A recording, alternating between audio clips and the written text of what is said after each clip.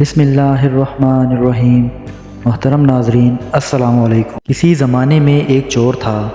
وہ بادشاہ کے محل میں چوری کے ارادے سے آیا تھا۔ رات کا وقت تھا۔ کمرے سے بادشاہ اور اس کی ملکہ کی گفتگو کی آوازیں آ رہی تھیں۔ وہ کھڑا ہو کر ان کی باتیں سننے لگا۔ ایسا کرنا بھی چوری ہے، اور ویسے بھی وہ چوری کرنے ہی تو آیا تھا۔ اس نے سنا کہ بادشاہ نے اپنی ملکہ سے کہا کہ میں اپنی بیٹی کی شادی کسی ایسے انسان سے کروں گا جو نہایت پرہیزگار ہوگا، جو اللہ کو یاد کرنے والا ہوگا۔ ایسے شخص کے علاوہ میں اپنی بیٹی کی شادی کسی اور کے ساتھ ہرگز نہیں کروں گا۔ یہ باتیں چور نے سنی تو سوچنے لگا کہ کیوں نہ میں ہی کچھ ایسا کروں کہ بادشاہ کی بیٹی سے میری ہی شادی ہو جائے۔ اس کے دل میں بادشاہ کی بیٹی کے ساتھ شادی کرنے کا خیال پیدا ہوا تو وہ چوری کرنا بھول گیا۔ اس کے بعد وہ گھر جا کر سوچنے لگا کہ کس طرح اس کام میں کامیابی ہو سکتی ہے۔ سوچتے سوچتے ایک ترکیب اس کے ذہن میں آئی کہ محل کے قریب ایک مسجد ہے، میں وہاں جا کر بزرگانہ لباس پہن کر دن رات عبادت میں مشغول ہو جاؤں تو بادشاہ کے پاس خبر جائے گی کہ ایک اللہ والا پرہیزگار انسان ہے جو مسجد میں بیٹھ کر دن رات اللہ کی عبادت میں مصروف رہتا ہے، تو ہو سکتا ہے کہ میں بادشاہ کی نظروں میں آ جاؤں اور بادشاہ کی بیٹی کے ساتھ میری شادی ہو جائے۔ اس کا ایک ناپاک مقصد تھا جس کے لیے اس نے یہ ارادہ کیا۔ پھر وہ مسجد میں چلا گیا اور نمازوں پہ نمازیں ادا کرنے لگا اور تلاوت کرنا شروع کر دی۔ وقت گزرتا گیا اور اس کی شہرت بڑھتی گئی کہ اللہ کا ایک ولی یہاں آ گیا ہے جو ہر وقت عبادت اور ریاضت میں مصروف رہتا ہے۔ کرتے کرتے یہ خبر بادشاہ تک جا پہنچی۔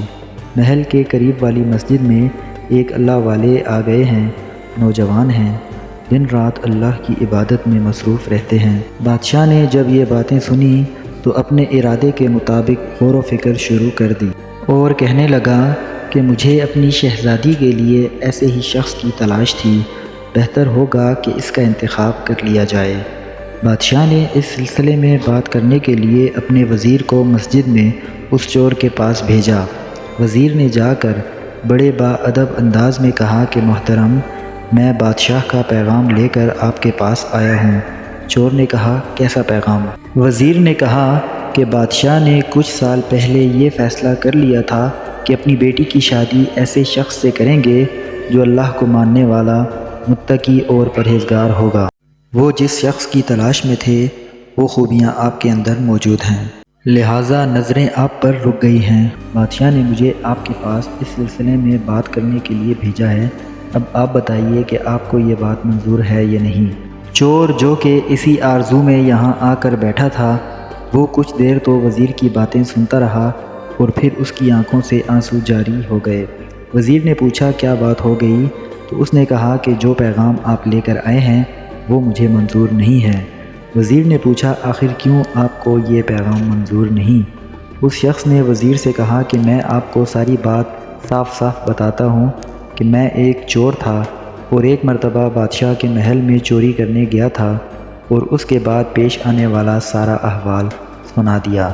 پھر کہنے لگا کہ میں یہاں اسی ارادے سے آیا تھا، لیکن اب میرے رب نے مجھے اپنا لیا ہے، اس لیے اب مجھے کسی اور چیز کی ضرورت نہیں ہے۔ محترم ناظرین، امید ہے یہ واقعہ آپ کو پسند آیا ہوگا۔ اگر پسند آیا ہو تو ویڈیو کو لائک کرنے کے ساتھ ساتھ چینل کو سبسکرائب ضرور کیجیے۔ شکریہ۔